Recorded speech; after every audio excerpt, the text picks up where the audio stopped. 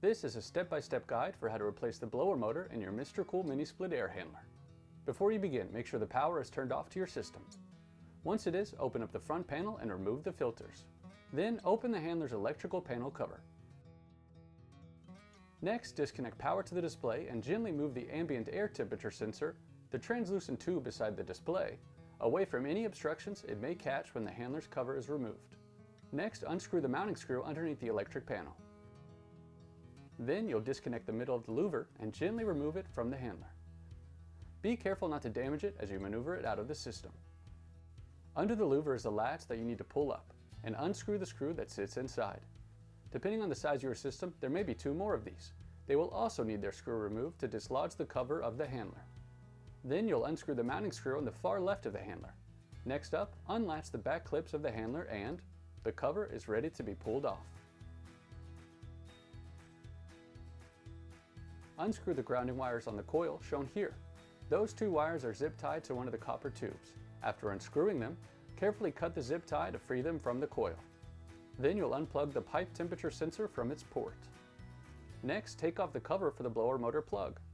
The top connection is for the blower motor. It is secured by a plastic red brace that needs to be detached carefully to avoid damaging any wiring or plastic casing. Once it's removed, detach the blower motor plug. Then unscrew the control board's fixing screw and then pull up on the clip securing it and remove the control board from its mount. Next, unscrew the mounting screw for the coil on the left side of the system. Then, unclip the top of the coil from the latch shown here. Now you'll take off the motor cover by unscrewing its securing screws. One here, and then one that is attached to the coil. There's a keeper tab that secures the coil onto the system. It needs to be pushed in slightly to release the coil. Once it is, you can unlatch the coil. Next, you'll push the coil up a slight bit and, in the opening of the fan blade shown here, you'll unscrew the set screw. You may need to rotate the fan blade to reveal this opening. Once loose, you can pull the coil up further to release the motor cover like so. With the cover off, you can now pull the motor out. Its shaft will move easily out from the fan blade. We recommend taking this time to clean your fan blade. It's not necessary, but a helpful step to make your system run efficiently for years to come. When you put the fan blade back in, you'll need to set the bearing back in place, using this image as a reference. When it is properly placed back into its mount, you'll hear a click.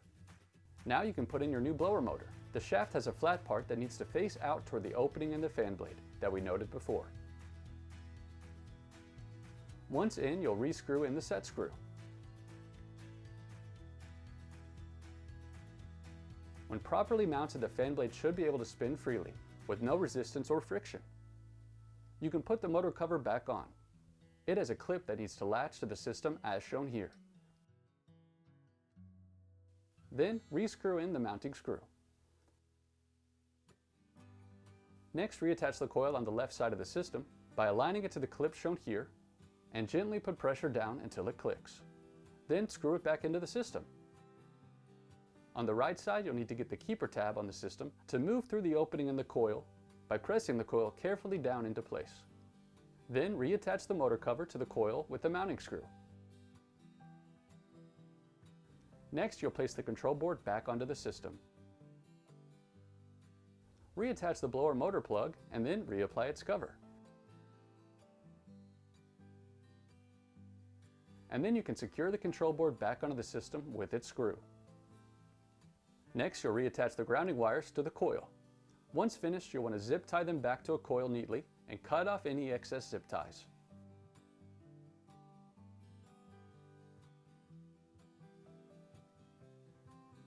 Now, replace the pipe temperature sensor and then place the cover back over the handler. It's best to start at the bottom and push the top over before snapping it into place. Then you'll reattach the display's power and then put the electric panel cover back on.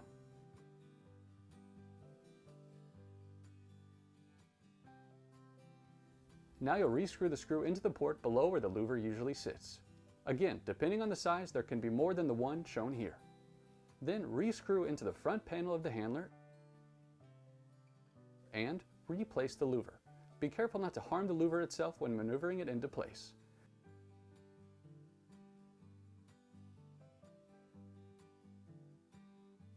Then you'll re-put the filters in.